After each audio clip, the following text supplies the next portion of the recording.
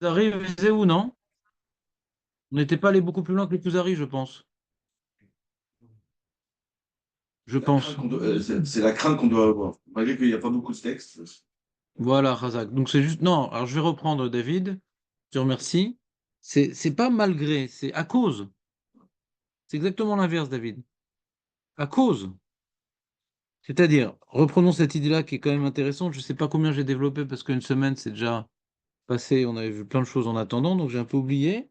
Mais en tout cas, ce qu'on a fait remarquer, c'est que la première bracha, Magan Avraham, et la deuxième bracha, Ata Gibor, non seulement elles sont très longues par rapport à la plupart des brachot dans la Mida, mais en plus, c'est pas uniquement qu'elles sont longues, elles abordent de nombreux thèmes. C'est assez riche, donc c'est pour ça que nous on a dû, comment dirais-je, aborder une méthode structurelle pour essayer de voir où est-ce que s'articulent les passages, etc. Est-ce que ça c'est une parenthèse, ça c'est un nouveau point, ça c'est l'essentiel, parce qu'il y a tellement d'idées qui semblent, comment dirais-je, ne pas être sur la même ligne. Alors, il faut savoir mettre de l'ordre un peu pour avoir une kavana sur l'essentiel et ça comprendre que c'est un appui, c'est une illustration, c'est une parenthèse. Comme par exemple, dans Magan Avram, on a vu laquelle Agadol Agibor Vanora, on a dit que ça c'est une parenthèse, pas l'essentiel de la bracha. L'essentiel de la bracha, c'est de voir que Hachem, c'est le Dieu d'Avram, Yitzhak et Yaakov et qui il continue depuis toujours à l'aider, à accompagner. C'est pas une bracha individuelle, c'est une bracha pour le Ham Israël, qu'on ait le privilège de faire partie du Ham Israël et de se tourner vers Gjourou, qui s'est désigné être notre protecteur. Mais donc, on dit à quel Aga de la Gibor, c'est pas tellement le sujet. C'est-à-dire, alors qu'il est grand et qu'il fait des miracles et qu'on doit le craindre, malgré tout, on a la chance que c'est notre Dieu. C'est une parenthèse. Après, quand on a vu la bracha d'Ata Gibor, alors on parle a priori de Triatametim, ou bien on parle qu'il intervient pour donner la vie à toute chose. Donc, on a vu ces deux aspects. En fin de compte, on a dit que c'était les deux. Triatametim, en vérité, est-ce que c'est l'essentiel ou c'est le fait qu'il nous accompagne et il prodigue la vie à chaque instant? Et c'est quoi l'essentiel? C'est quoi? Alors, il faut se poser une question, parce qu'on parle de plein de sujets en même temps. Et on parle de la pluie, on parle de la parnassa, on parle de la réfoua, ouais. Donc, il faut mettre de l'ordre. Il faut mettre de l'ordre. Alors que quand maintenant on parle de Atakadosh, quand on parle de Atakadosh, eh bien là, non seulement la notion de Gdusha en soi mérite de plus ample, comment dirais-je, définition, parce que la Gdusha, si je te demandais c'est quoi la Gdusha, je ne sais pas si tu saurais me répondre avec une définition très précise, quoi. C'est que reprends. Si je te demandais c'est quoi la Gdusha d'Hachem, bon, c'est une notion qui aurait pu être développée quelque part. Takadosh, donc, machin et machin et machin. Ouais. Donc, je sais pas, tu fais des miracles et donc tu n'as pas de corps. Et donc, l'odem, de la même manière que dans le deux protes, on a développé ou bien déterminé le champ d'application de cette glorification dans Attaque Kadosh, on aurait pu imaginer. Mais là, qu'est-ce qu'on dit? On dit Attaque Kadosh. Veshimcha Kadosh, c'est quoi la différence entre Ata et Veshimcha? Ouais. Ou Kdoshim, Yalucha, Bechol Yom Yocha, c'est là. Donc, c'est qui les Kdoshim? Et qu'est-ce qu'on veut nous dire que il glorifie Hachem tous les jours à l'infini. Et après, on reprend à El Akadosh. C'est-à-dire, on vient répéter quelque part la même notion, on vient répéter quelque part la même notion sans la définir. Donc, contrairement aux deux premières brachot, ça a l'air, ça se dénote, ça se démarque clairement. Ça se démarque clairement. C'est détail de chapelet. Et donc, ce qu'on a expliqué hier, enfin, la semaine dernière, on a expliqué que on a expliqué, après, bon, on a vu le Kuzari, on a vu le Kuzari qui propose une lecture un petit peu philosophique de la Tfila. Quelque part que cette troisième bracha, elle nous protège quelque part d'une erreur possible sur notre relation avec Dieu. Comme la Tfila, c'est le moment, c'est la mitzvah par laquelle on doit se tenir devant un Kadosh Baruch Hu, sache devant qui tu te tiens. Alors, en ayant dit Magan Avraham, en ayant dit Atagibor, on pourrait mettre Akadosh Baruch Hu dans une boîte. Ah d'accord, c'est le Dieu du peuple juif. Ah d'accord, il est source de toute vie. Ça, j'ai compris, c'est quoi Hachem. Et donc avoir une certaine peut-être familiarité, une certaine proximité excessive, ouais, qui n'est pas une relation équilibrée, et c'est pas ce que Hachem attend de nous. Jusqu'à maintenant, c'est encore rien par rapport à ce qu'il est vraiment. Il est beaucoup plus élevé que ce que nous avons dit. Donc ça, c'était une présentation du Kuzari suivie par le Drashotaran.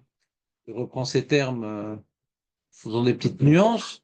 Mais en tout cas, c'est intéressant comme idée, en termes de réflexion sur la nature divine. C'est intéressant, c'est constructif. Le problème, c'est de savoir est-ce que ça nous aide à prier correctement. Est-ce que maintenant le but de la troisième bénédiction, c'est une correction théologique, métaphysique, ou non, c'est véritablement une louange. Les trois premières bénédictions, c'est des louanges, c'est des glorifications. C'est pas l'occasion, viens, on réfléchit à Dieu. C'est vrai que comme maintenant tu le glorifies, alors ça le définit un peu. C'est deux sujets qui sont assez proches. Il ne faut pas oublier que ça introduit la prière, ça n'introduit pas un limoud. C'est pas une introduction avant d'étudier le guide des égarés. C'est pas une introduction à un limoud. C'est pour ça que on a repris la même idée, euh, euh, mais selon les termes du Rav Munk. Je vous ai parlé de Rav Munk la semaine dernière. Euh,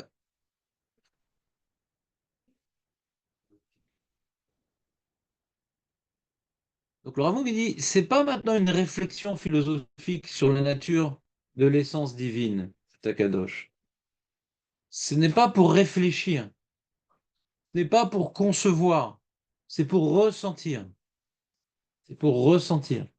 C'est-à-dire que jusqu'à présent, comme nous l'avons expliqué la semaine dernière, l'émotion qu'on devrait, comment dirais-je, avoir au moment des deux premières bénédictions, c'est de l'amour. On a expliqué la nuance entre l'amour que nous devrions avoir grâce au travail de la première bracha, parce que bien sûr, si on lit la tfila, il y a ressenti de l'amour, de la crainte. On ne parle pas de lire ici, on parle de travailler. On se plonge dans le sens même de ce que nous sommes en train de dire. Si on se plonge dans le sens de ce qu'on est en train de dire, eh bien, normalement, on devrait avoir des émotions, avoir des, comment dirais-je, un début de ressenti, ouais, de proximité avec Dieu. Alors, avec quelle facette de Dieu je ressens cette proximité? Hein. Alors, après Abraham, elle a dit, c'est on ressent une proximité avec Dieu, avec Akadosh Baruch Hu, ouais, en tant que comme un père avec son fils qui est prêt à tout pour lui.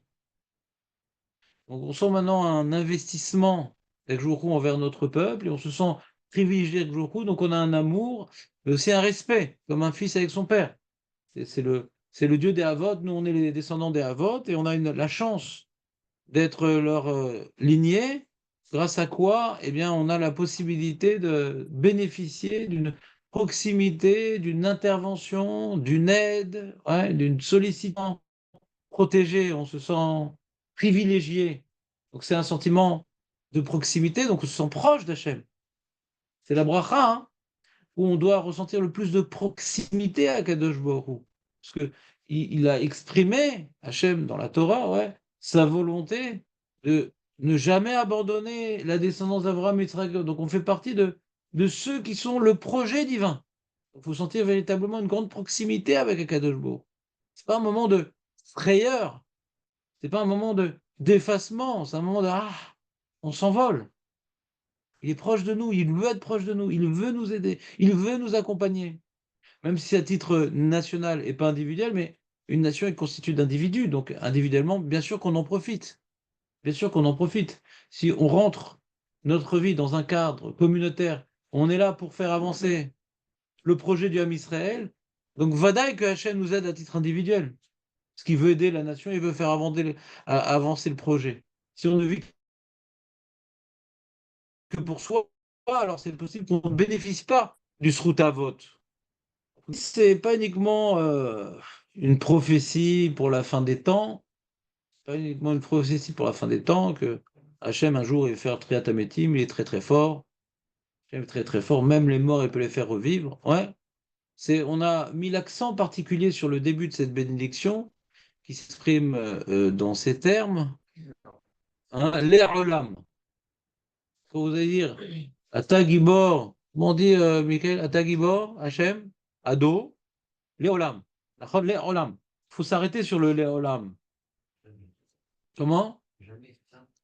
C'est-à-dire en permanence. En permanence. C'est-à-dire ça vient contrarier de plein fouet avec l'idée que quelqu'un qui n'aurait pas étudié correctement cette bracha pourrait se faire. Ah, on parle que Hachem un jour va faire traiter Métim. Un jour faire traiter Métim. Un jour il nous dévoilera sa toute-puissance. Mais tu vois pas sa toute-puissance, elle est là. Tu respires, tu vis. Il est source de toute vitalité. Tu manges, t'as faim, t'as faim. Donc on commence par la dimension d'intervention permanente, sans qu'il y ait eu préalablement un problème. C'est quoi? Bah c'est Mashivawa Rumore Dageshem, Mechalkel, Haïm, Behesed. Il n'y a pas de problème, c'est quelque chose de permanent. Il y a la permanence, tous les jours il faut manger, tous les jours il veut trouver ses moyens de subsistance. Et Hachem, c'est que lui qui nous donne ça. C'est pas qu'on est tombé malade, on est tombé par terre, on est en prison. C'est pas un contexte où on ressent notre dépendance à Kadosh Baruch Hu, où on a besoin de son intervention. Et sans son intervention, on ne peut pas s'en émanciper de la situation dans laquelle nous sommes tombés. Non, c'est quelque chose de permanent. Donc d'un côté, on pourrait oublier que ça vient d'Hachem. Mais quand on a compris que ça vient d'Hachem, on ressent encore plus notre dépendance à Hachem que quand on tombe malade. Quand on tombe malade, c'est pas tous les jours. Bon, Hachem. Donc on met au premier plan, dans cette bracha, notre dépendance à Hachem qui nous prodigue la vitalité. De quelle manière il prodigue la vitalité en permanence?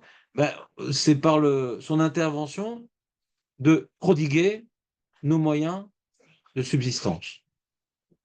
Donc c'est Mashivaroa Rumorida Geshem, Mechalkel Chaim Bechesed.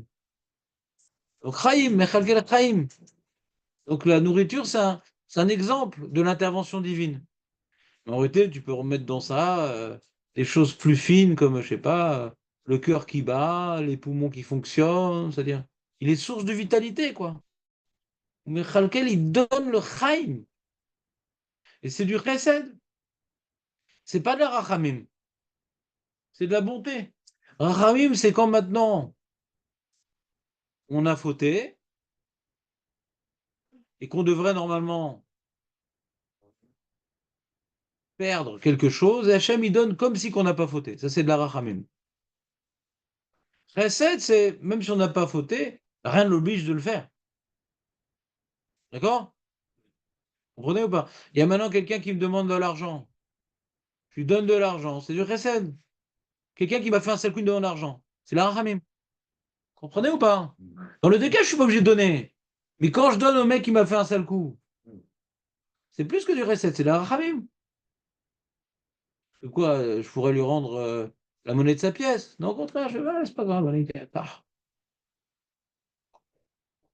Donc la parnassa, c'est pas de la rachamim forcément. Ouais. Parce qu'il donne ça à tout le monde. Il y a bien des gens qui font pas voter, ouais. Mais il donne sans faire de différence, ouais. Comme on dit, poter yadera ou masbir lechol chai ratson. Lechol chai. Lechol chai. Lechol chai. Tout être vivant. C'est quoi ratson? C'est quoi ratson, lechol chai ratson? Volonté. Hein? Volonté. J'ai pas entendu, David. Volonté, pardon. Oui, mais il faut que tu le dises en français. C'est quoi lechol chai ratson? Hein? Sur la volonté de qui? Mais non, sur la volonté de la personne. Celui qui reçoit. Bah oui. Le mec, il a besoin d'une BM. Alors, il a une BM. Ah, Oui.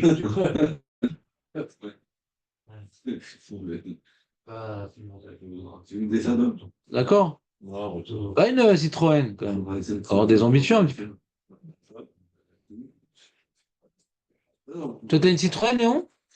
T'as une Citroën?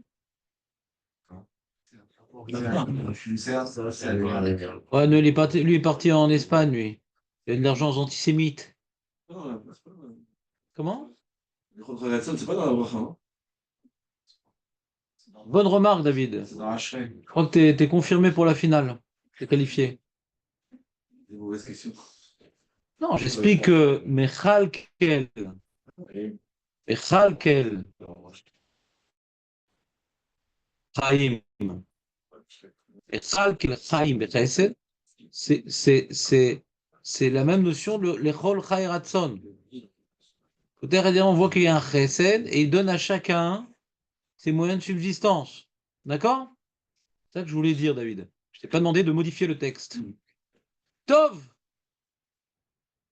Donc le Rav Munk, il explique que donc à ce moment-là, quand on dit cette bracha-là, après qu'on a ressenti tout l'amour que Hachem nous voue en tant que descendant du Avraham, Yitzhak et Yaakov, et après avoir ressenti tout l'amour que Hachem donne à sa bria en donnant gratuitement les moyens de subsistance et en faisant abstraction des fauteurs, celui qui mérite la mort, celui qui mérite la maladie, celui qui mérite la faillite, et il est tombé déjà malade. Et il est tombé par terre. Et il a été jeté en prison. Il devrait y rester. C'est ces actes qui ont entraîné cette chute. C'est ces actes qui ont entraîné cette décadence. C'est ces actes qui ont entraîné cette déchéance. C'est ces actes qui ont entraîné ce début de mort. La maladie, c'est un début de mort. Et il est tombé dans une situation où il est proche de la mort. Parce qu'il ne reçoit plus de vie. Il ne reçoit plus de liberté. Il ne reçoit plus de santé. Il est par terre. Et donc, comme Hachem intervient pour les sortir de ces situations-là, il est Mehayem Etim. Il les fait échapper à la mort. Ils étaient sur la pente. Et c'est la pente descendante.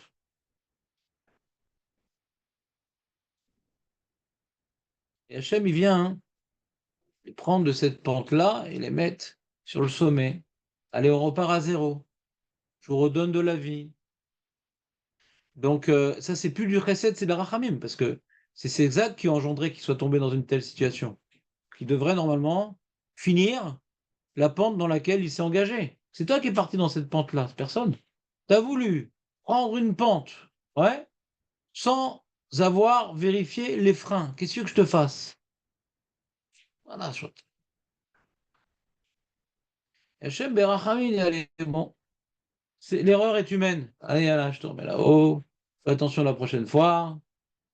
Fais attention la prochaine fois. Ne recommence pas à prendre ce vélo sans frein dans une pente. Ça correspond à 365 avérotes. Ouais. On fait une Avera, puisque Avera, Goret Avera, est ce qu'on appelle une inertie. Inertie. Tu descends, tu es en train de descendre. Avera, Goret Avera, une Avera tu es en train de descendre. Et c'est très difficile de freiner. Qui c'est qui freine des fois? C'est des fois HM, il t'aide. Il te donne plutôt Wach Nachon Bekir Becha. Là, putain, tu as envie de sortir de ta Avera. Hachem, il te sauve.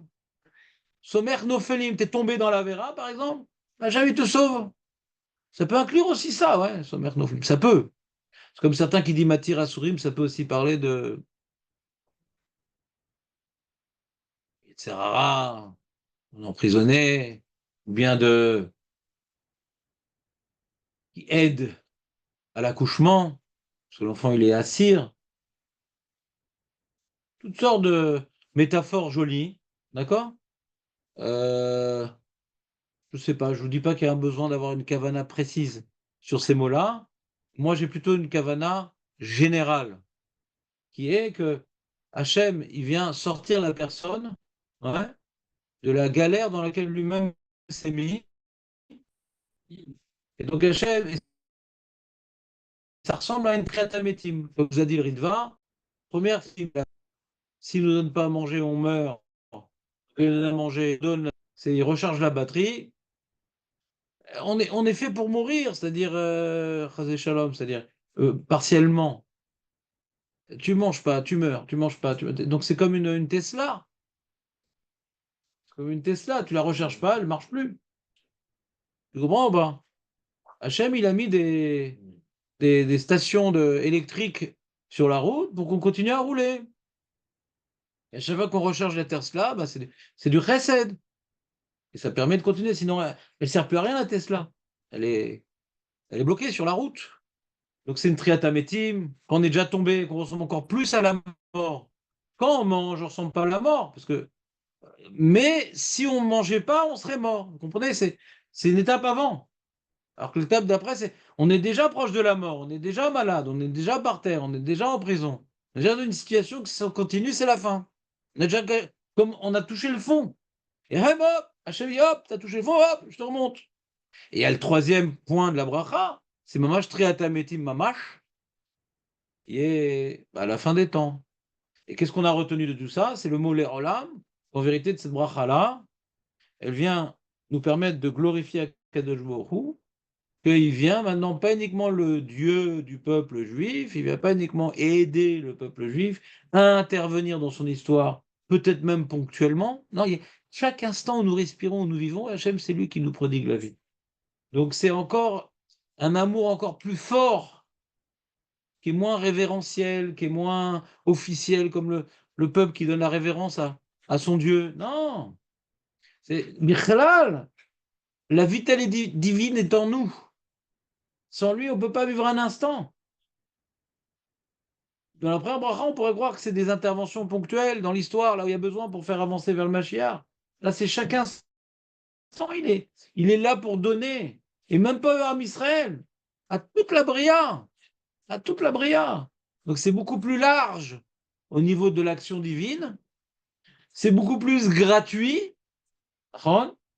et donc on a à ce moment-là un sentiment d'émerveillement. Ah, mais qu'est-ce qu'Hachem il donne, mais qu'est-ce que c'est beau. C'est plus le fils envers le père qui a dit ah, quelle chance d'avoir un privilège. Vous voyez la nuance ou pas? Non, Léon, pas trop. Qu'est-ce qui s'est passé? Tu vas à Jérusalem? Bah, reste alors. Ouais.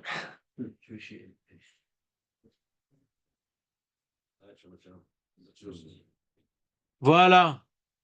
Et donc, vous avez compris l'amour? Deux formes d'amour. Et maintenant, par exemple, tu pourrais dire comme ça. La première bracha, c'est l'amour pour le père, et la deuxième bracha, c'est l'amour pour la mère, par exemple.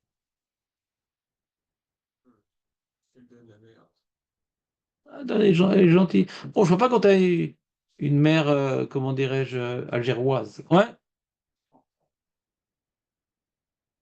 une bonne Tunisienne, une Fatima proche de chez nous. Ouais. Mon fils, qu'est-ce que tu as dans l'œil? Maman, c'est des cils, c'est rien. Mais non, mais quand même, ça te fait pas mal. Tu as compris? Donc, c'est l'amour de la mère qui donne, qui donne. Le père dit, l'autorité. On sait qu'il est là quand on a besoin. Vous comprenez ou pas? Alors, la mère, c'est tout le temps. Le père, c'est quand il faut. Tu as besoin, fils, j'ai vu tes problèmes. J'ai décidé de ne pas te laisser dans ta boue. Qu'est-ce qu'il y a, Léon? Donc, on pourrait comparer, tu vois, après bracha, c'est le père, l'autorité, la mère, maman. C'est clair? Et on vient avec la troisième bracha, qui était le sujet de la semaine dernière. Donc, excusez-moi de radoter, mais il y a un âge pour tout. Que la attaque kadosh, c'est ressentir que on peut pas limiter Hachem à sa relation avec le peuple juif. On peut pas limiter Hachem avec sa bonté envers les créatures. Ouais. Hachem correspond à une réalité qui dépasse notre entendement. Alors, quelle différence avec le Kuzari? C'est que le but de cette bracha-là, c'est pas pour éviter une erreur philosophique, mais c'est pour ressentir combien on est inexistant devant sa réalité. C'est pour ressentir combien on est loin de la compréhension, donc on n'est rien devant lui. On n'est rien devant lui. Et je vous avais rapporté que dans le texte originel, c'était Atakadosh, Veshimcha, Nora. Et que les Chachamim auraient changé, ça il explique le Rav Munk, Ata Kadosh et Shimcha Kadosh, pour dire 3 fois le terme Kadosh dans la bracha, pour que celui qui prie Yachid, eh bien, il est quelque part évoqué la triple Gdusha qu'il aurait dû faire avec la communauté. Kadosh, Kadosh, Kadosh. Donc, tu as une fois Kadosh, tu as Kadosh, Veshimcha Kadosh, deuxième fois, Akel Kadosh, troisième fois. Mais on aurait dû écrire, par rapport au passouk duquel ce passage là-dessus est tiré, Atakadosh Veshimcha Nora, c'est un passouk. Nous, on sait que c'est droit, non? C'est déjà de. Non, parce que les textes sont imprégnés des psukim. C'est un peu souple, c'est la Torah. Ouais, c'est un passouk, il est où le passouk? C'est dans Teilim. Kadosh Venora Shemo, 111-9. Surtout que ça aurait répondu à notre question. Au lieu de répéter Kadosh, donne un peu une définition de quoi on parle. Quand tu dis Shimcha Nora, on comprend que l'enjeu ici, c'est justement la crainte. Le Kadosh, ça veut dire qu'on est tout petit devant lui. C'est quoi Nora? C'est quoi Nora? C'est ce qu'on appelle Irat Aromemut. Irat Aromemut, c'est quoi? C'est pas la peur d'être puni, c'est pas la peur de fauter, c'est le sentiment d'effacement devant l'immensité divine, devant l'impalpabilité divine, devant la réalité inconcevable. On sent. On est où pas ce que je veux dire? On sent un peu dans le coltard. Jonathan? Quoi? C'est vrai que cette notion, on l'avait dit de la Takadosh. On l'a vu dans vers Noir. On avait parlé, ça aussi. Razak, Razak! Et Jonathan veut faire un parallèle que certains commentateurs ont dit, c'est que de la Vanora, c'est un clin d'œil, première bénédiction de la vie. Agadol, il est grand, il est bon, c'est le grand-papa protecteur. Ouais. Et Gibor, c'est Atagibor. Venora, c'est Atakadosh. D'accord? Donc ce parallèle a été écrit par même certains Rishonim. Ouais. Et là-bas, on avait déjà parlé de Nora. Tu as raison, Jonathan. Donc, pourquoi je me répète? Pourquoi je radote? Tu as raison, c'est un grand problème chez moi. C'est une rattrapable ou c'est une troisième facette? Et Bémet, quand tu vois la Gemara, David, quand tu vois la Gemara dans Megillah, la Zayin, eh bien, elle dit exactement comme toi. Elle dit d'où on apprend les 3 premières. Vous savez, vous faites Kabbalat Shabbat, vous, le vendredi soir? Non. Uniquement le samedi matin. Ouais, vendredi soir. Donc le vendredi soir, on dit le Teilim 29, Nachon ou pas? Monsieur Atlan, vous faites ou pas? Non? David, bon, les- Ah, Misvar David. 29. Ouais, on le fait. Vous le faites, vous? Mm. Très bien. Eh bien, dans ce Teilim-là, nous, les Chachamim viennent déduire la Hamida. Puisque ce Teilim-là, il y a 18 fois le nom d'Hachem cité. À vous. À vous qui a 18 fois. À vous. Donc, il y a marqué, c'est quoi au début? Qu'est-ce qui est écrit dans ce Teilim?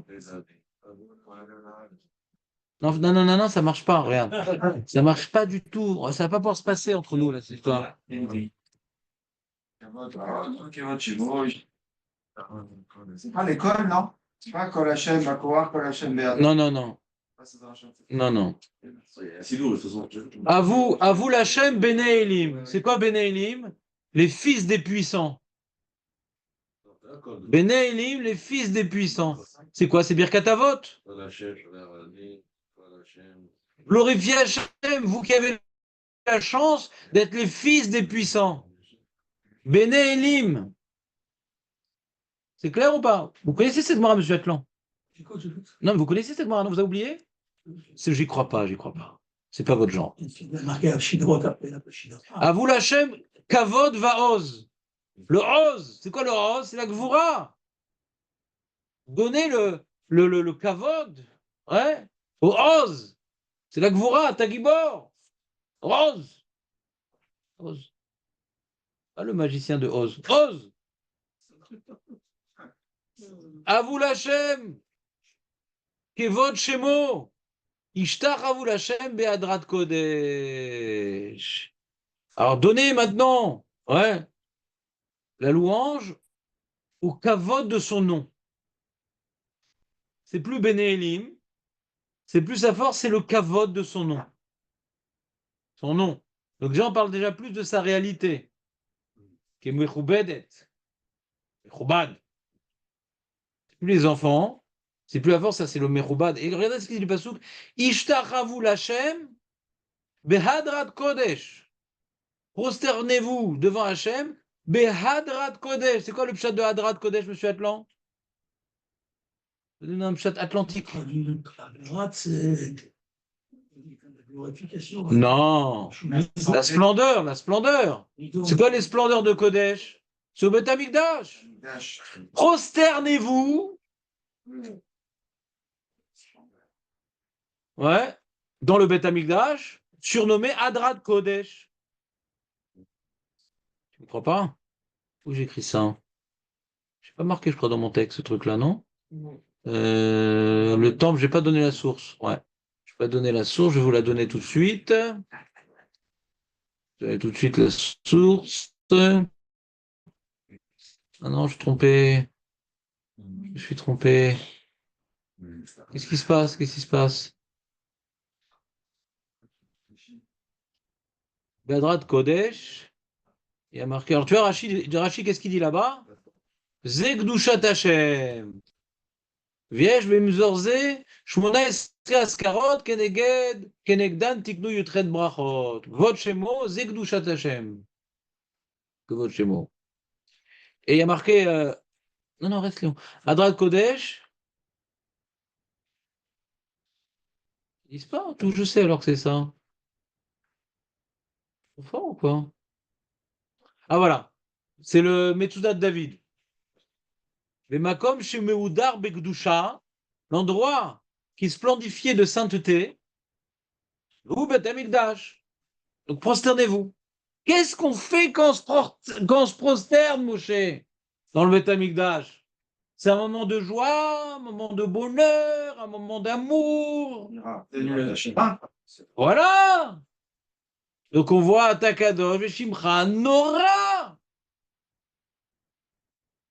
La prosternade et l'expression, surtout que dans le Beth, comment on se prosternait? Allongé.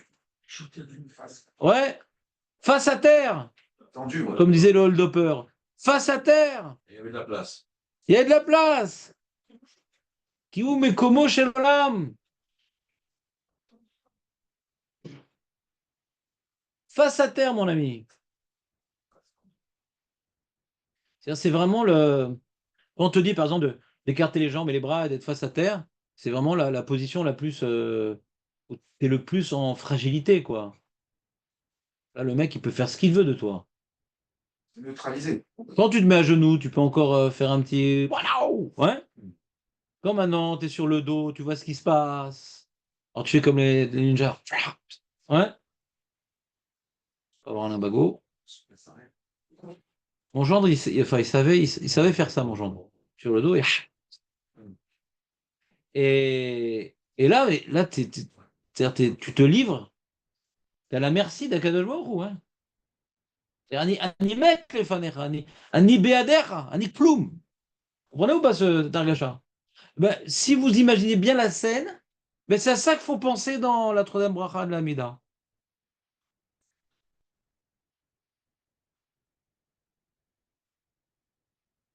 Tu me suis, Léon, ou pas, en fin de compte? Comment ça se fait?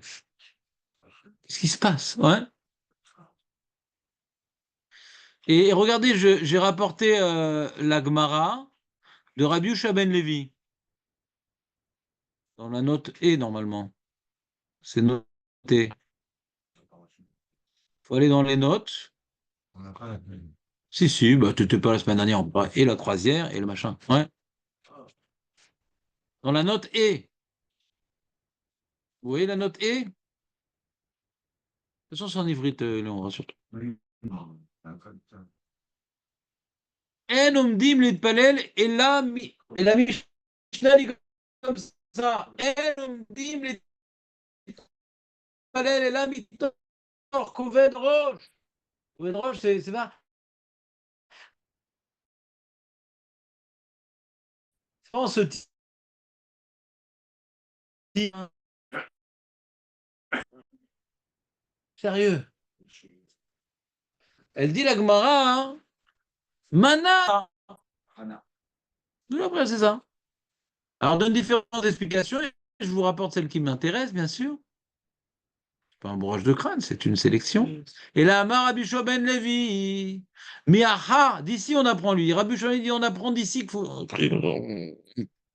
Ishtachavu l'Hashem be'adrat kodesh. On apprend de ce passouk Ishtachavu.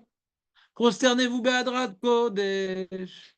Il faut prier dans la crainte. Et comment il fait la dracha sur passouk? Al tikre be'adrat et la becharadat kodesh.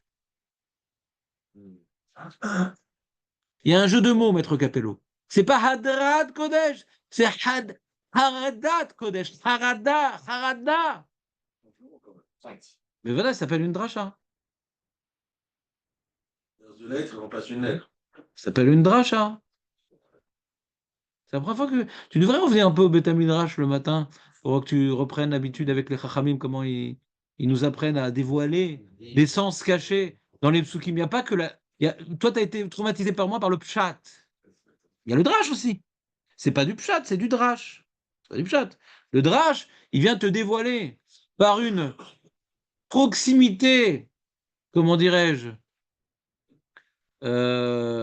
des fois phonétique, des fois des mots en commun. Vous savez que dans le Lashon HaKodesh, on a déjà parlé souvent de ça, du Lashon HaKodesh, ouais, on peut déduire en sof des choses.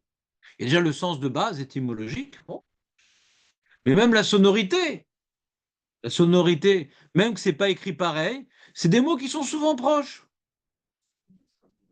Hein? Par exemple, qu'est-ce que j'ai comme exemple?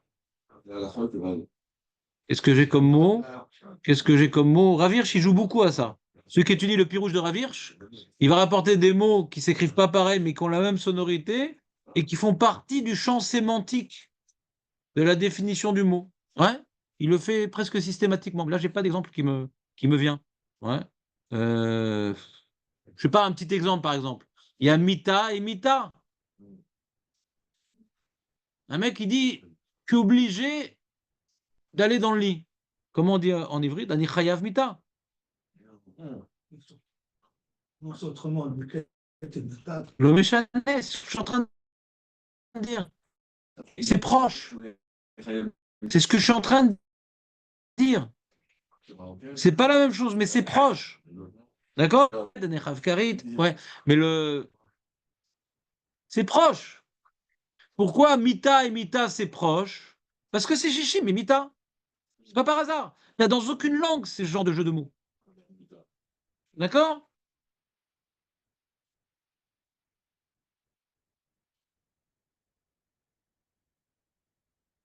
Ah, j'ai pas d'exemple, là. T'as un exemple, Marco, toi qui faisais de l'ivrique à l'époque? Ouais. Rouar Sarah, c'est un vent qui fait bouger les cheveux, ouais. Ouais. Gasroir, non, Comment tu dis? l'orgueil de Gasroir. Il y a pas de- Nachon, il n'y a pas.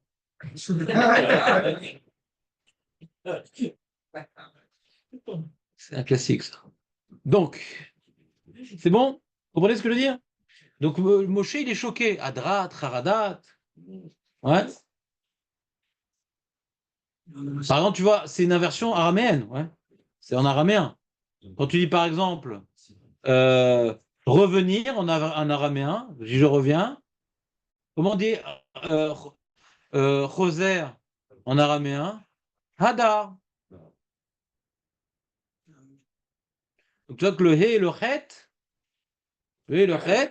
ouais, sont des lettres qui passent de deux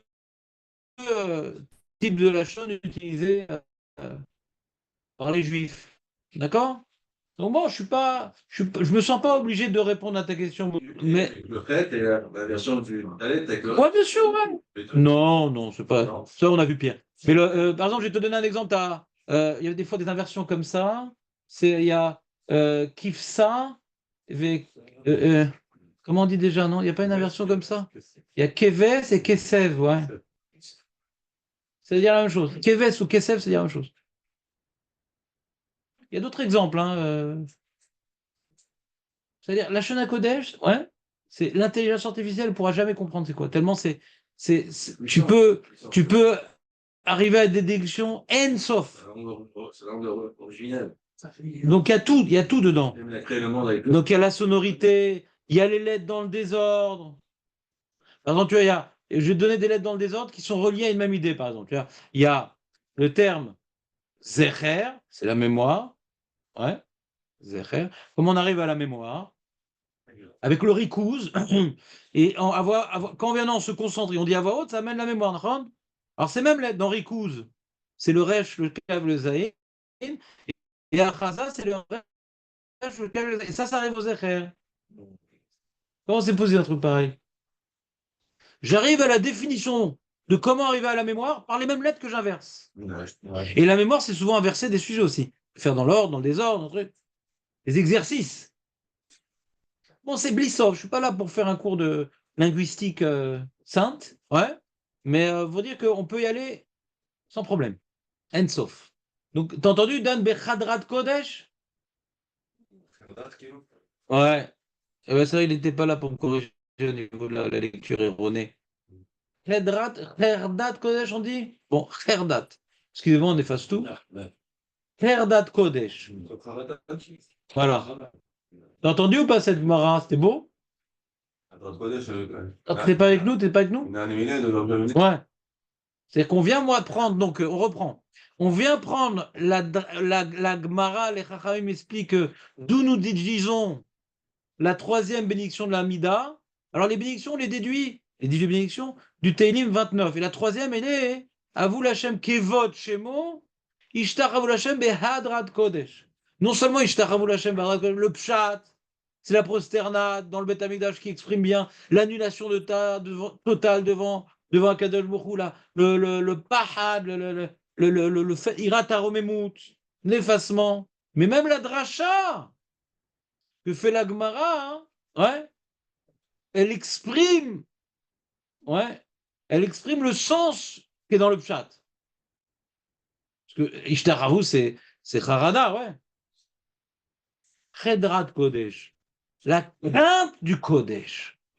Vous entendez ou pas? Donc voilà que le Kodesh, il est lié à la crainte. Le Kodesh, il est lié à la crainte. C'est ça que je voulais vous dire. C'est ça qu'on dit à Takadosh, Beshimcha Nora. Le Kodesh, il est lié à la crainte. Si on parle de Kodesh, on parle de craindre. Parce que Kodesh, c'est quelque chose qu'on ne peut pas saisir tellement il est élevé, tellement il est immense, donc on se sent inexistant. On se recroqueville sur rien, je ne suis rien. Est-ce que vous comprenez l'épreuve? Non? C'est dommage. C'est dur à ressentir après. C'est dur à ressentir? À le vivre sans ça. Bon, ton problème, c'est que tu n'as pas de rave. Si tu avais un vrai rave, et pas un prof, ouais, alors quand tu te rapprocherais de lui, tu aurais un gâchat de j'ai peur, j'ai machin, un truc. Ouais. C'est dur parce que. Ah non, mais si tu t'entraînais à avoir un vrai rave, ouais, un tzaddik et Sodolam, ouais, alors quand tu te rapproches de lui, tu sens mamache c'est pas bien, quoi. Tu n'oses pas parler, tu n'oses pas bouger, tu n'oses pas. Le contact avec le tzaddik, ça nous aide à avoir des émotions qui peuvent nous, comment dirais-je, nous rapprocher de ce qu'on nous demande avec Akadosh Baruch Hu. Rachel, tilmad mimenu. Comme un malach. Il faut apprendre, c'est pour ça qu'il y a la mitzvah de Vod Tamid Chacham, Irat Tamid Chacham. Elle est d'aisé. On arrive à Gvod Torah, Irat Torah, Gvod Hashem, Irat Hashem. Cette Nora qu'on doit avoir dans la troisième brachot, est-ce qu'on s'est trop rapproché avec les deux premières brachot? Est-ce qu'on va lui demander quelque chose après? Non, parce que Pas parce qu'on se rapproche jamais suffisamment.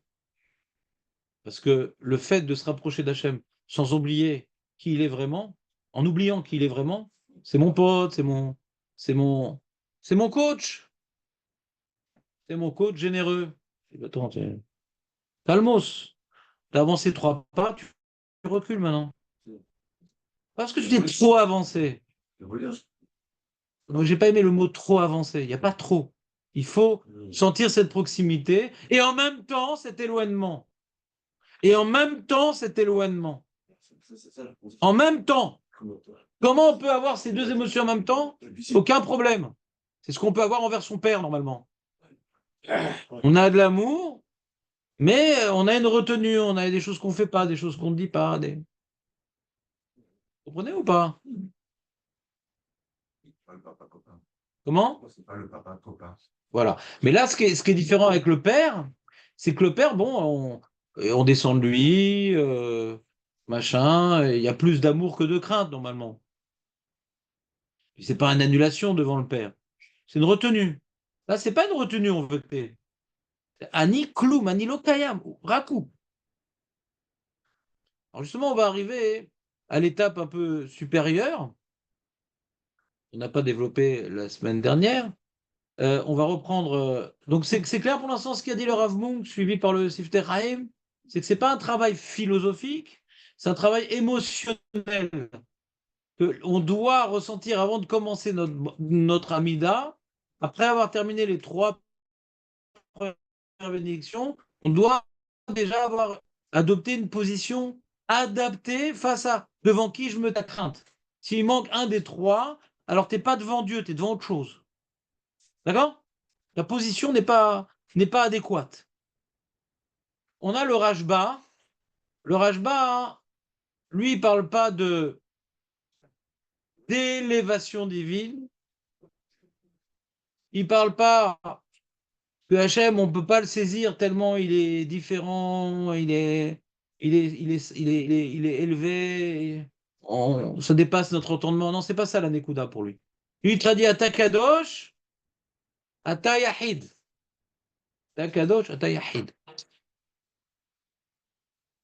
T'as des problèmes intestinaux, Jonathan? Ata Kadosh, Ata Yahid. Quoi, Ata Yahid? Alors, pour comprendre cette notion-là, je vais vous donner l'exemple qu'il donne. On l'a déjà étudié, ça. La Hondan ou pas? Tu l'avais bien intégré sur Hashba ou pas? T'arrives pas. Alors, je vais t'aider. Je vais essayer de t'aider un petit peu. La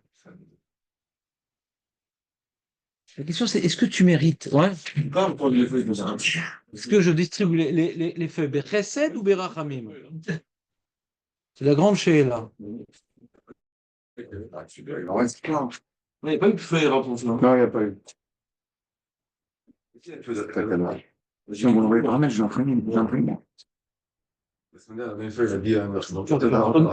Tonique.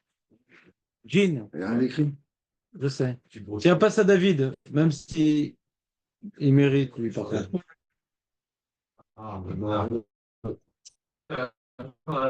Non, je n'ai pas donné aux gens qui sont susceptibles de tricher. Il y a des gens, je donne une feuille, ils trichent, et après, je dis une idée, je pose une question, je donne la réponse. Ouais. Je dis, Rav, je vous promets, j'ai rien lu. Et je sens ses doigts qui se croisent sous la table. Ouais. Là, il a eu. Ah bah oui. David, ne te vexe pas, mais je n'ai donné la feuille qu'aux gens à qui je faisais confiance. Ouais. C'est 3 feuilles ensemble. T'as vu, en plus, je savais que ça allait être compliqué pour toi. 1 feuille, 2 feuilles, 3 feuilles, ça allait mettre un petit moment, donc j'ai voulu te le mettre en live. Bon, je donne plus de feuilles si ça se dispute au fond, là. On va se calmer. Tu veux une feuille, toi aussi, Moshe? Il y a, bien sûr qu'il y a. David, il prend pour lui, donne pas aux autres. Non, mais. Qui c'est qui n'a pas eu de feuille? Tonique. Pardonne tout le monde. Non, j'ai donné. Il y a pas que Dan à qui je fais confiance. Qui c'est? T'as eu des feuilles de Jonathan? Tonique. Et moi, j'en ai plus. C'est moi. Tonique. Tonique, faut tirer plus fort, les mecs. Bon, attends, c'est du travail. Avant que je lâche mon truc, c'est à moi quand même. C'est une partie de moi-même. Tu peux le prendre comme ça. Tu m'arraches une partie de moi-même. Donc, tu dis, oh, On a eu de 100 remarques, sinon la prochaine fois, je te donnerai pas de feuille. Comme prévu d'ailleurs. Donc, c'est clair, on continue? On continue.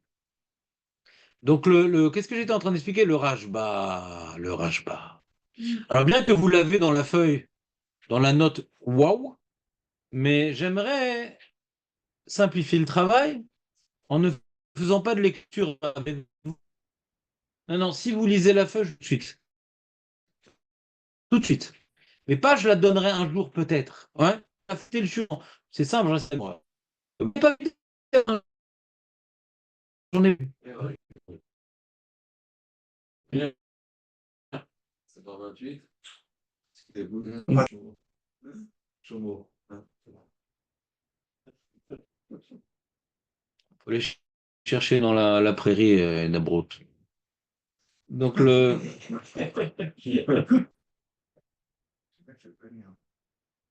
donc l'orage dit comme ça. Les 3 premières bénédictions ont pour but que nous soyons bien concentrés, bien motivés pour demander des choses à Hachem. Quand tu as demandé, alors il commence par donner un exemple de Bassar Vadam. Quand tu as demandé un service à quelqu'un, s'il réunit 3 conditions, alors tu es très très motivé pour tout faire pour aller lui adresser tes requêtes. Ron, première condition, est-ce que maintenant cette personne-là risque, enfin, il va t'aider par chesed ou parce qu'il te doit quelque chose? Ouais, parce que tu vas le payer. Si maintenant c'est quelqu'un qui est plein de chesed, ouais, ça va être illimité son aide. Si c'est un donnant, voilà, ça n'a pas marché une fois, bah dégage, combien de fois je vais t'aider? Si c'est par chesed, alors t'es motivé de lui demander, de lui redemander, de lui redemander. Colium, colium. C'est de la famille, vas-y. T'as pas peur de demander plusieurs fois. Une fois t'as planté, t'étais en faillite. Ah voilà. Ah, chômage de retraite. Vous êtes clair ou pas? Premier problème,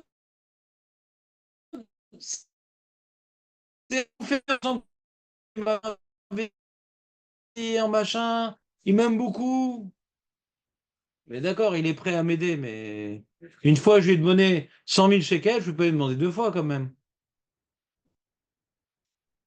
Faut qu'il ait les moyens d'aider. Il a la volonté. Alors si Bémet, le mec, il pèse 10 milliards. C'est important d'avoir un cousin qui pèse 10 milliards. Gardez-le, celui-là. Prêt à changer de nom. D'avoir le même que lui, si vous voulez. Comme ça, on fait partie de leur famille. Gardez-le, celui-là. Eh bien, il t'a aidé une fois, il va t'aider une deuxième fois parce qu'il t'adore. Il t'adore. Comment il a? Ouais, parce qu'il voulait racheter ChatGPT à 100 milliards, il a refusé. 100 milliards. 98 exactement. Mais pourtant, OpenAI, c'est lui qui l'a créé avec. Ah, c'est bizarre, au début, c'est lui qui a fondé la. Il est parti, ça, au début, c'est lui qui a fondé la société avec Elia. Comment il s'appelait déjà? Sasovski, je ne sais plus comment il s'appelait. Un Israélien. C'est lui qui a découvert. Ah, il est parti là. D'abord, il est parti de Google, après, il est parti de Musk, après, il est parti ailleurs. Ah, d'accord. C'est un Israélien qui aime voyager. Donc, ouais, bah, c'est l'avenir. 100 milliards, c'est rien devant l'avenir. Bah, c'est l'avenir. Pour 10 000 générations, là. Non, mais lui, c'est vrai que ça, c'est le quart de ses biens quand même. C'est le quart de ses biens quand même. Ouais, pas mal. Ça vaut beaucoup plus. Donc revenons donc à notre sujet. D'accord? Donc moi qui voulais faire des économies pour acheter ChatGPT, je vois que je suis loin du compte. Donc revenons à notre sujet. Quand c'est ton cousin qui t'adore, il dit je t'ai aidé une fois, je peux pas. J'ai une famille, je dois marier mes enfants, je peux pas. Désolé, je peux pas. Il est désolé le cousin, il l'aurait tellement voulu. Je t'ai aidé une fois, tu t'es replanté. Je t'en veux pas, hein, je sais que c'est pas de ta faute et j'aurais tout fait pour toi, mais alors s'il y a ta Gibor en plus, donc haine, là, il va t'aider, la Ron. Non, là, il va t'aider. Ah, ça aide. Donc je suis motivé d'aller lui demander. Mais si j'ai deux cousins comme ça, j'ai deux cousins milliardaires. Shlomo, Shlomo, Oui, oui, je suis là. tu prends combien de l'heure pour le ménage? C'est intéressant à savoir. Tu peux venir au jour, Shlomo, ou ne pas faire de bruit? Tu peux baisser le son? Bah, il fera à 10 heures, c'est pas grave. Ça me dérange un petit peu le bruit, Shlomo. Je le dis pas à tout le monde, mais à toi, je me permets. Pour le cours, bien. Allez, au sec de- Ça me dérange un petit peu. Il est dit au sec de- À 10 heures, il n'y a pas de problème, tu as la clé. Incroyable. Je t'apprends juste les bonnes manières, pas plus que ça, regarde. Ah ouais, voilà. Ouais, il voit. Bah, c'est un Marocain quand même. On t'attend, Shlomo. Hein. Allez, bien, Shlomo, allez. Comment vous faites pour étudier quand vous êtes à l'Yeshiva, là, qu'il y a tout le monde qui est en train de prier? J'ai des écouteurs. J'ai des écouteurs. Comment vous faites? Je vais te montrer. Je vais te montrer comment j'étudie.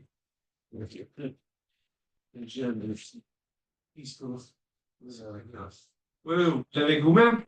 Non, Ah bon? quand ma chavruta vient pas, j'écoute les nigunim du Yanouka. Tous les jours les mêmes, donc ça me déconcentre pas. Et comme ça, j'entends pas les bruits qui sont autour. Tu veux un autre alibi? Non, la question, c'est pas qu'est-ce qui me dérange. C'est pourquoi tu le fais. Ouais. Il écrit le C'est de ça la question. Mitzvah. Non, non, on sait que vous n'avez pas tourné, t'es pas tour du kidouche, t'es pas Je tour. suis pas tour du cours. Ah, si tu veux, mais fais ça à 10 heures, ça me dérange. On continue. Je sais pas, ça fait du bruit, ça déconcentre. Les mains assez. T'as amené Dabrou, j'espère au moins pour te rattraper. Pas pour moi. Il est reparti, il est parti. Excroissance de frigo. Il a deux cousins, le mec. 24. Il a deux cousins, le mec. Donc quand je vais demander au premier, peut-être il va refuser pour une raison que j'ignore. Mais j'ai un deuxième. Donc comme maintenant je vais voir le premier, pas trop, comment dirais-je, je sens pas trop ma dépendance à lui. Vous comprenez ou pas? J'ai le plan B. Merci Shlomo, je te remercie beaucoup. Que Dieu te garde jusqu'à 120 ans, toi et toute ta famille dans tes Hachem. Amen. Vous comprenez ou pas? Donc le Rashba explique que quand maintenant on vient réunir les trois choses, et non seulement cette personne même m'adore, et en plus il a les moyens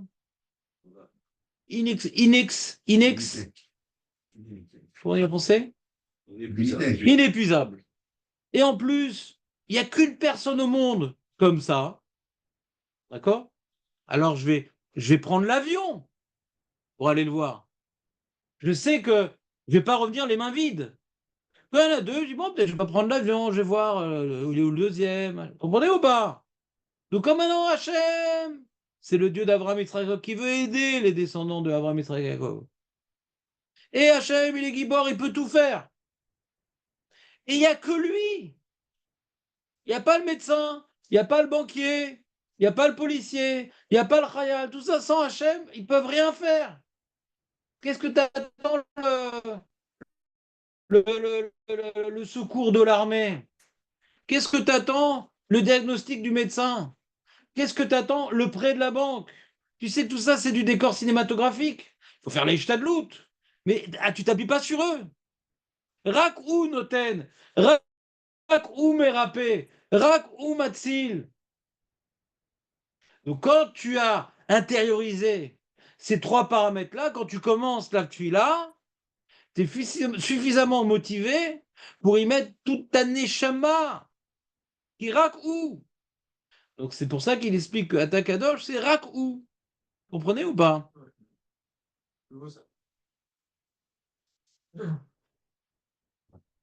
Et d'où il déduit cette notion-là? De la fin de la bracha. Ou Bechol Yom Kedoshim Yalelucha Sela.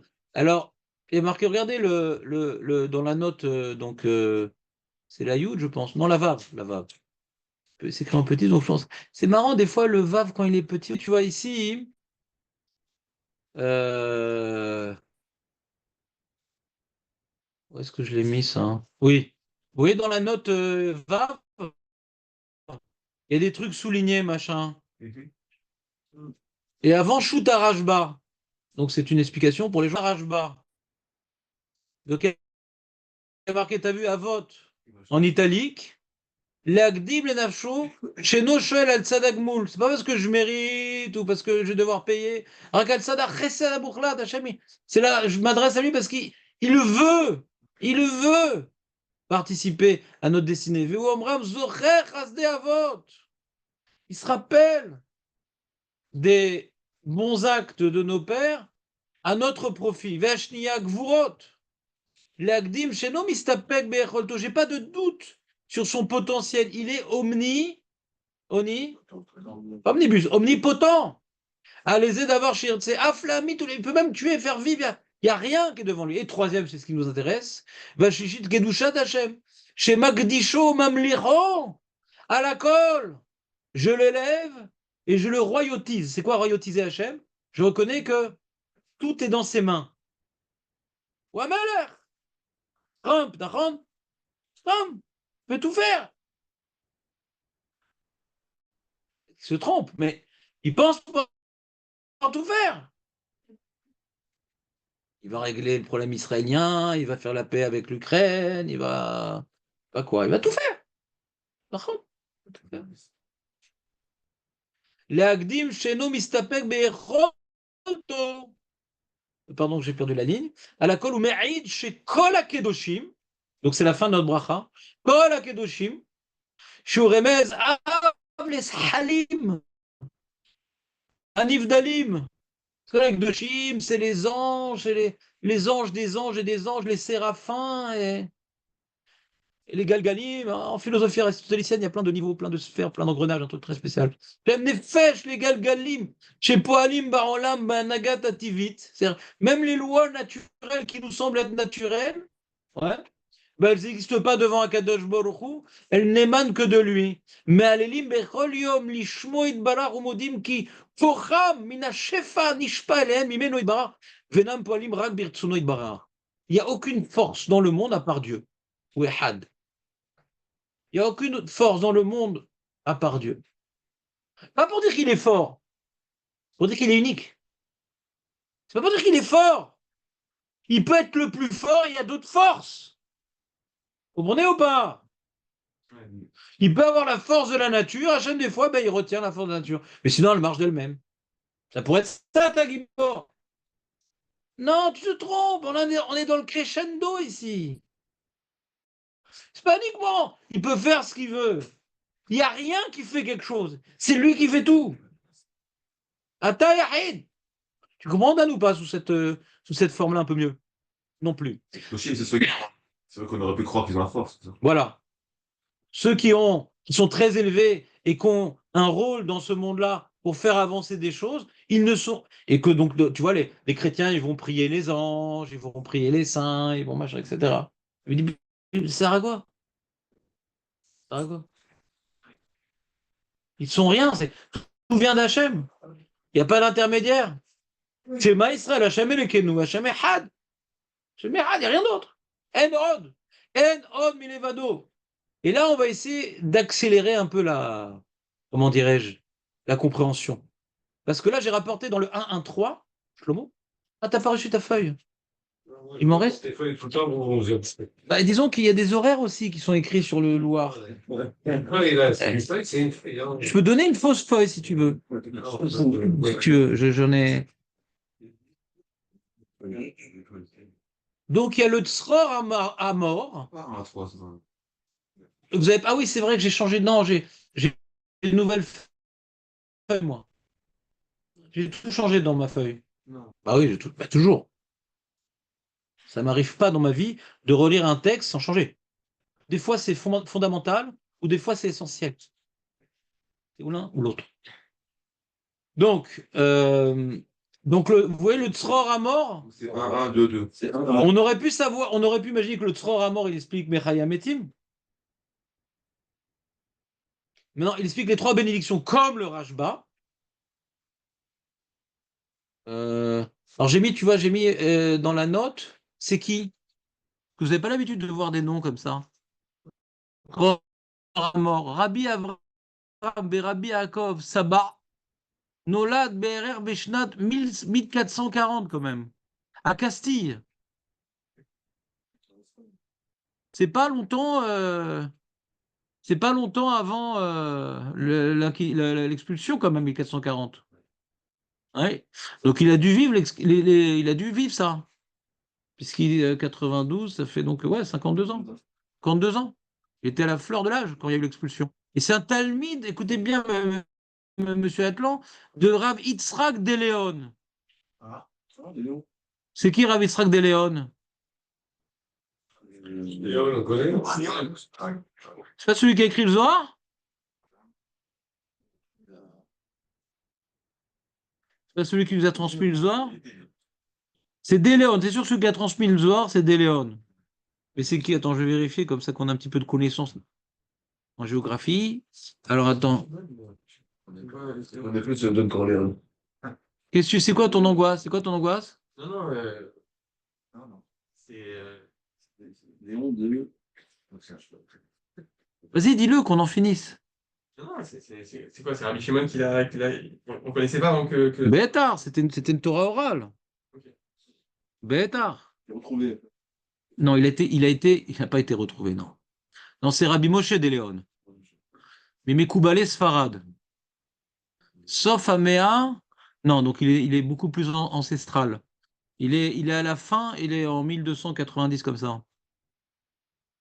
D'accord? Et lui, il a transmis, ouais, euh, c'était une Torah orale.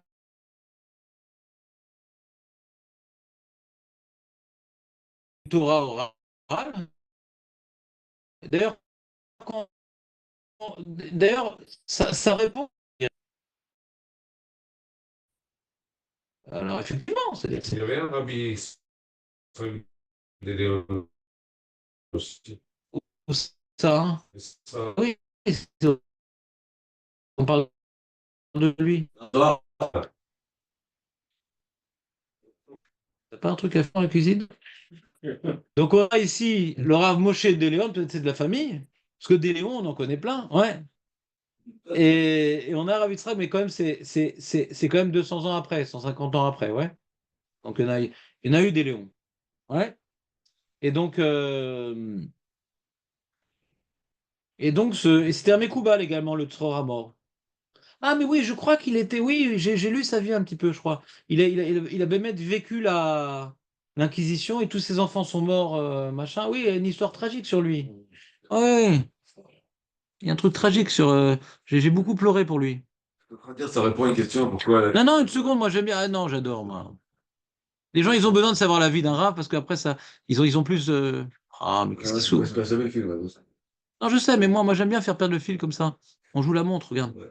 Euh, il dit comme ça. Ah, il a été en 1492 expulsé au Portugal. D'accord? Donc, il n'a pas du tout de problème de trouver une femme de ménage. Et euh, après, il y a eu le Guirouge du Portugal en 1497. Donc, il a resté 5 ans. Bon, il a eu la chance d'avoir sa maison propre pendant 5 ans. Il est parti à Fès, Maroc. au Maroc. Bah oui, attends, il ne va pas aller en Tunisie non plus. Shnaïm. Shnaïm ibanav nirtefu al-yedei anotzrim.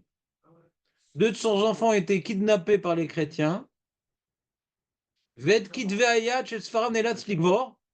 Il a dû aussi enterrer tous ses écrits de sa vie, dans sa fuite, j'imagine. Valelu itabel kol yamav. Et toute sa vie, il était en deuil sur ses 2 enfants et sur tous les textes qu'il a écrits. Mi Marocco a varlé Adrinopol, chez Beturkia. Tu connais Adrinopol? Adrinopol. C'est Monopoly, moi. Kamas Farah, et là, il a réécrit des livres. Et un des livres qui nous est parvenu, c'est le Tzror Hamor. Et c'est donc sous influence kabbalistique. D'accord? C'est bon ou pas? Et il a été enterré en 1508 en Italie. C'est Trapèze. Au Maroc, il y a marqué à 13. Rabbi Avraham ben Il est enterré à Vérone, en Italie. Le Tzvor Amor, c'est l'élève du. Moi, j'ai Fès au Maroc. Rabbi Avraham ben Yura. Il est talmide de Rabbi Tzrak de Léon. Mais lui, il s'appelle Saba. D'accord? Il est enterré au Maroc, là. Ben voilà, Marloquette. Qui c'est qui dit ça? Est-ce que vous parlez du même Tu parles de qui, là? Maintenant, on parle de ça Tu parles de Rabbi Tzrak Léon ou de Rav Saba? Non. Hein? Quelle Marloquette sur sa mort. Non. 1508, c'est juste. Et sa petite fille, Attends, de qui tu parles Rabbi Yosef Karo. Non. La petite fille. Ouais, donc je parlais de son. Il a un fils qui a lui pas été attrapé par les chrétiens qui s'appelait Rabbi Yitzhak, au nom de son Rav. Et Rabbi Yitzhak, il a une fille, elle s'est mariée avec le Rav Yosef Karo. Elle est passée en Turquie, là. Arrête avec la Turquie, je sens que c'est un problème personnel. Donc, on reprend le sujet. Vous avez perdu le fil? Allez, on reprend le fil. Donc, le Tzror Hamor reprend la même construction que le Rashba. Ouais. Je vous l'ai souligné dans la note qui suit. Ne crois pas que tu mérites. Mais tu fais appel à la bonté divine. Et godlecha shumidat tovatecha שעשה חסד אבל פי שלא הייתי ראוי.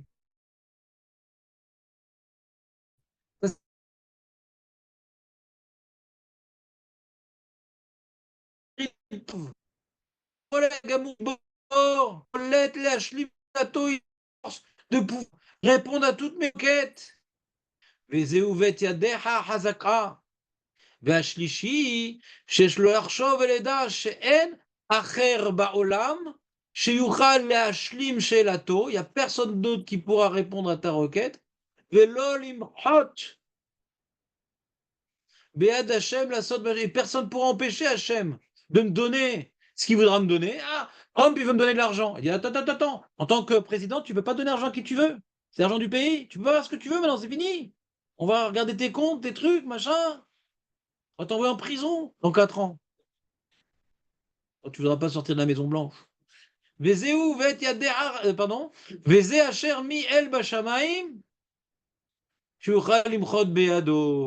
Regardez ce que j'ai souligné plus bas. Rien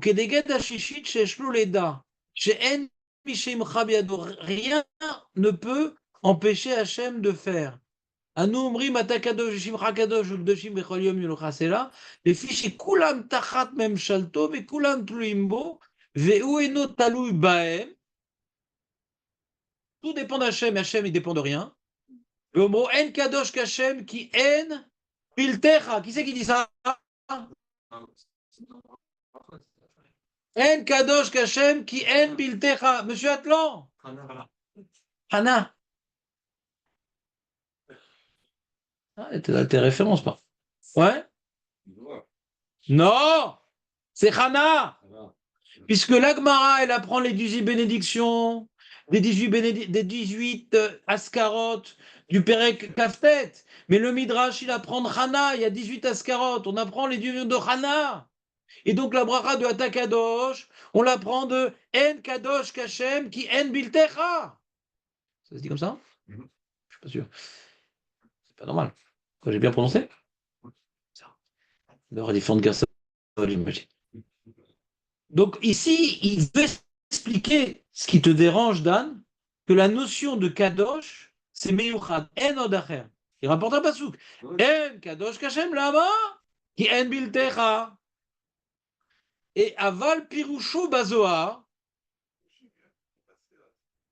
En Kadosh Kashem Ve'atam, qui En Biltecha. Lama, il n'y a pas comme toi, parce qu'il n'y a que toi. Il n'y a que toi. En Od, il n'y a que toi. Les fiches En, les Echad Mehem, Metsiout, Vekium Biltecha, Vata Kayam Batzmecha Bishum, Blishum Echad Mehem. Alors là, on rentre dans la Kabbalah, les amis. Dans le Rashba, C'était une notion philosophique. C'est Hachem. Là, toutes les réalités puisent leur force d'Akadosh Baruch Hu. Philosophique. Donc pourquoi tu as demandé une réalité intermédiaire puisque la source c'est Akadosh Baruch Hu? Philosophique. Il vient le Tzror à mort. Rapporter le Zohar dit non, c'est pas que toutes les réalités puisent leur force d'Akadosh Baruch Hu. Il n'y a pas d'autre réalité qu'Hachem.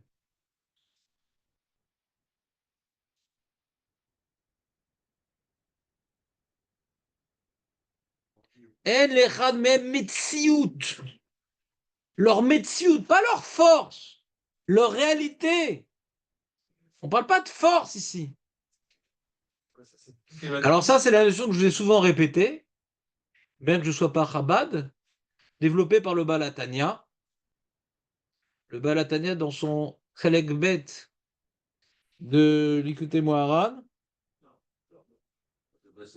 l'Ikouté Mamarim, pardon, l'Ikouté Mamarim, il explique que en vérité, il rapporte une parole du Baal Shem Tov. Alors, je l'ai rapporté, ce passage du Tanya, je l'ai rapporté. Ouais, je l'ai rapporté. Dans mon texte à moi actuellement, c'est Kafred, mais j'ai peut-être rajouté des notes, donc c'est peut-être plus Meoutkan. Ouais.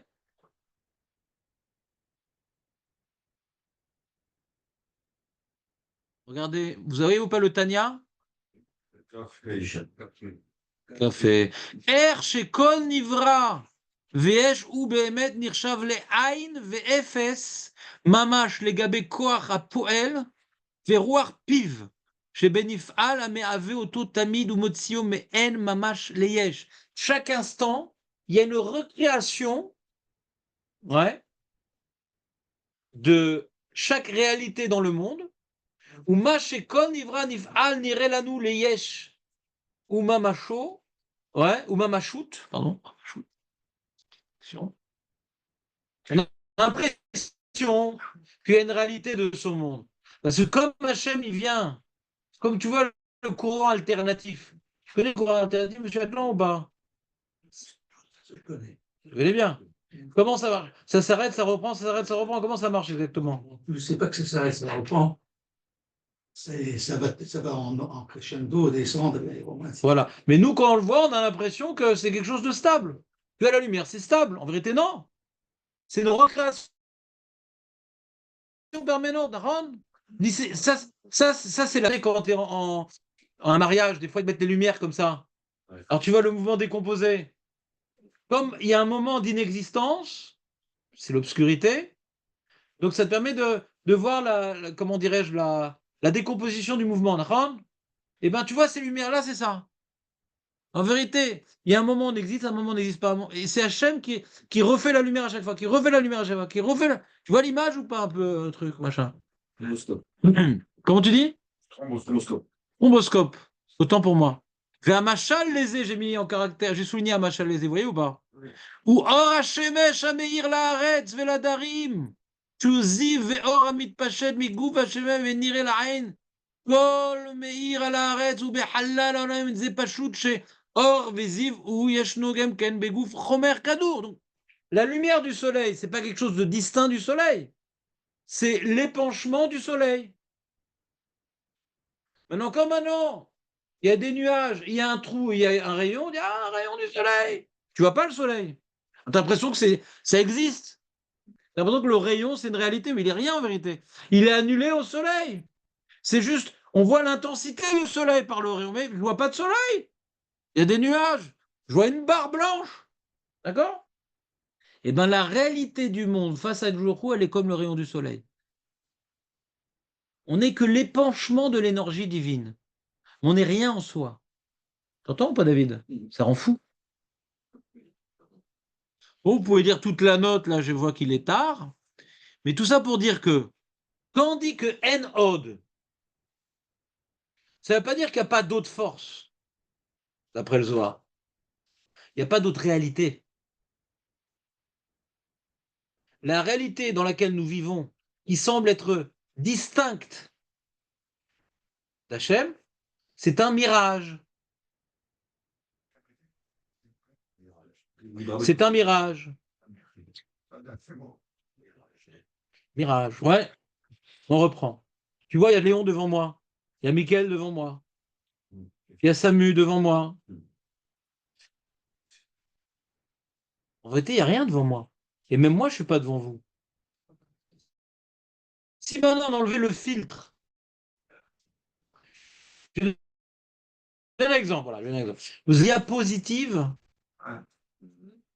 alors comment ça marche? Tu as une lumière et tu mets une image. Alors sur le mur, tu vois, ah, il y a la montagne, un truc, là, mais. Ah, alors les enfants disent, ah, ils veulent toucher.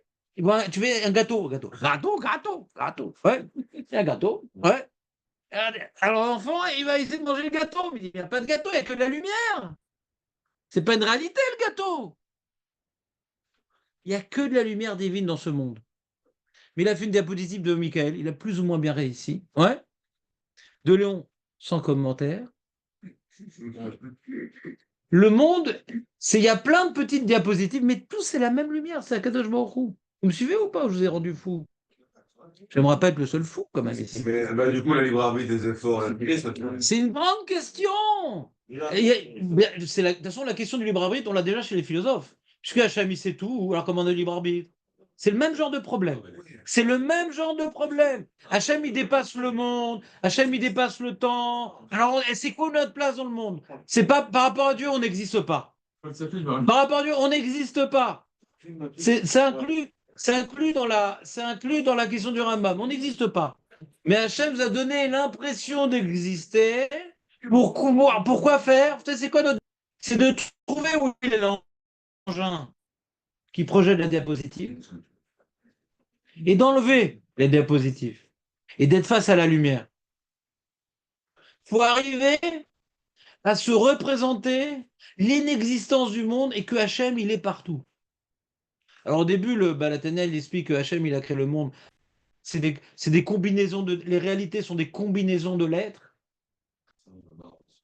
Mais il dit, c'est même pas des lettres, c'est le souffle. C'est encore plus spirituel.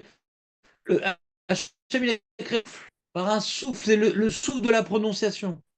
C'est encore plus spirituel que des lettres. Ah, il demande pourtant dans le Massé Bereshit, certains objets qui manquent. Alors, c'est des combinaisons des lettres. Les objets qui sont écrits dans le Bereshit, c'est ça qu'a créé. Vous avez marqué maintenant, Etz, il a dit le mot Etz dans sa Torah, ça crée un Etz. Tout vit par le souffle divin. Mais quand je vous parle maintenant du souffle, c'est une réalité le souffle? Non, le souffle divin. Le souffle, c'est la vie, ouais, et c'est éphémère. Ben, le monde il ressouffle à chaque fois. Je suis désolé. Et donc, si maintenant on vient connecter le Rashba, le Tzroramor et le Tanya, ça nous amène à quelle idée? Qu'en vérité, il n'y a pas une marloquette entre le Rav Munk et le Rashba. Quand on dit Ata Ehad, c'est qu'il n'y a rien d'autre. Donc, est-ce qu'on peut concevoir le fait que rien n'existe à part Dieu et que nous-mêmes, nous sommes l'émanation de l'énergie divine et donc on n'existe pas? Cette notion qu'on n'existe pas, c'est ce qu'on a expliqué dans le Beth Amikdash, c'est cette annulation. On est au Beth Amikdash, donc on est dans la centrale nucléaire, d'où provient toute l'énergie irradiée. Vous comprenez cette notion d'être irradié devant Hachem, on n'existe pas?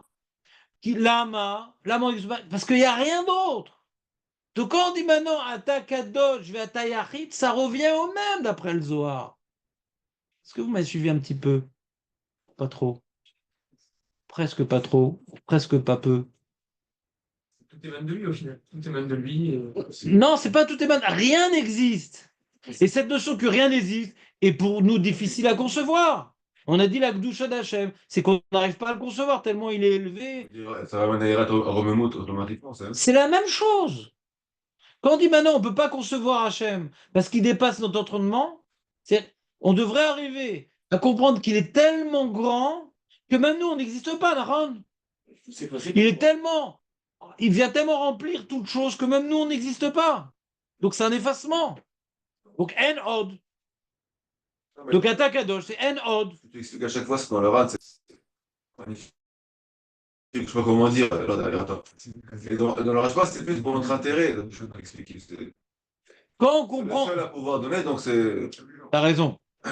Mais la notion qu'il a dit, le Rajba, que de la Gdusha d'Hachem, qui vient tout remplir, etc., que En Od Milevado, on peut arriver à faire un travail, non pas kabbalistique même, mais un travail, donc tout vient de lui. S'il est tout, donc tout vient de lui. Maintenant, faut redescendre sur terre. Le Rajba, il dit quand tu redescends sur terre, que de toute façon, qu'est-ce qu'il y a ailleurs? Tout provient de lui. Maintenant, le Zohar, il va plus rien d'autre que lui. Et quand tu vas du Rajba, Orlamo, on peut la déduire du mot kadosh. Ça, je t'explique. C'est-à-dire qu'en fait, il n'y a pas une marque. Et là,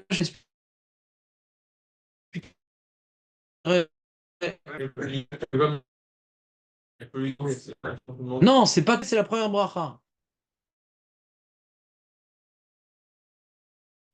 Qui est ce deuxième bracha? Une Kabbalah qu'on a dans. Ah, on va y arriver, ça c'est la semaine prochaine, bien sûr. On peut faire Kaddish? Oh là là! On a Kaddish alors.